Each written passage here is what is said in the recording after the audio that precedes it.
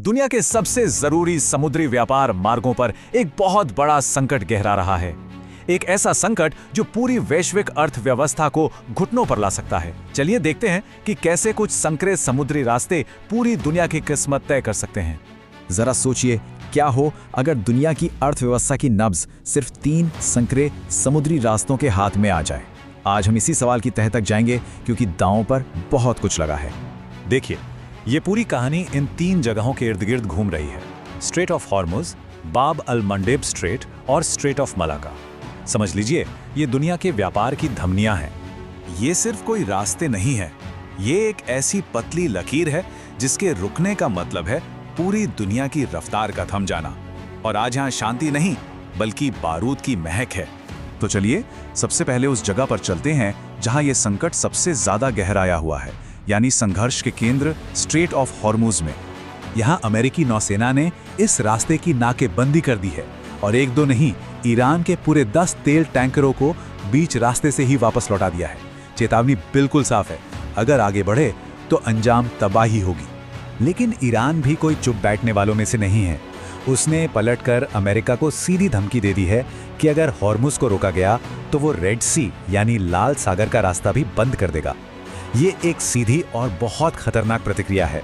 तो अब सवाल ये उठता है कि ईरान अपनी इतनी बड़ी धमकी को असलियत में कैसे बदलेगा, और यहीं से ये संकट एक और खतरनाक मोड़ ले लेता है।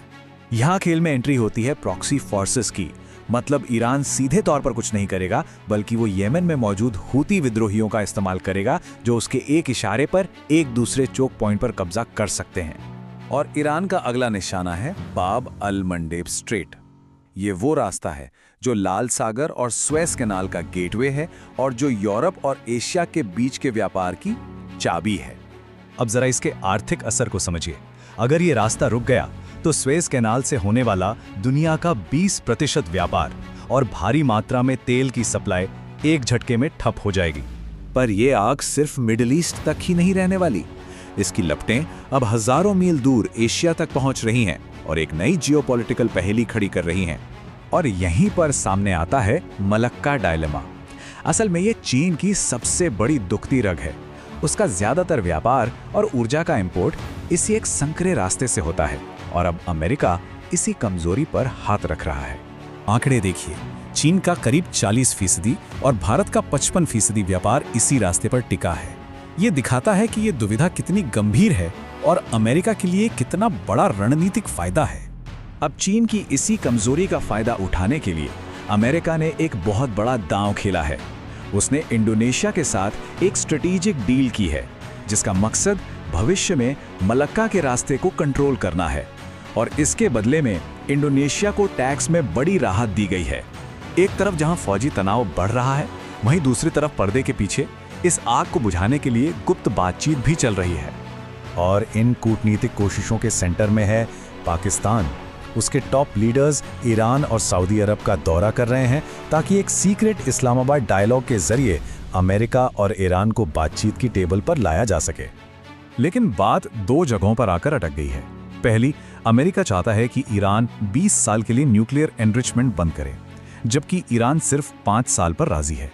और दूसरी, अमेरिका ईरान के एनरिच्ड यूरेनियम को देश से बाहर भेजना चाहता है, जिस पर अभी भी मोलभाव जारी है।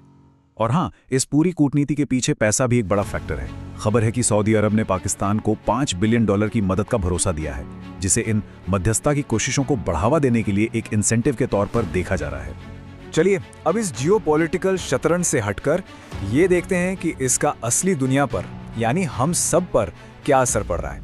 देखिए, होता क्या है कि जब ये समुद्री रास्ते बंद होते हैं तो जहाजों को मजबूरन अफ्रीका का पूरा चक्कर लगा के जाना पड़ता है।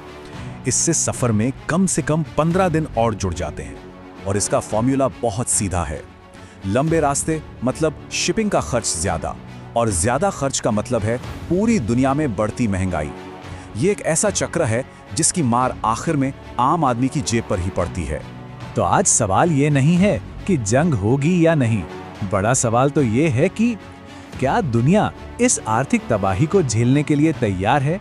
क्योंकि इन समुद्री रास्तों पर जो खेल शुरू हो चुका है, उसका अंजाम क्या होगा, ये शायद किसी को नहीं पता।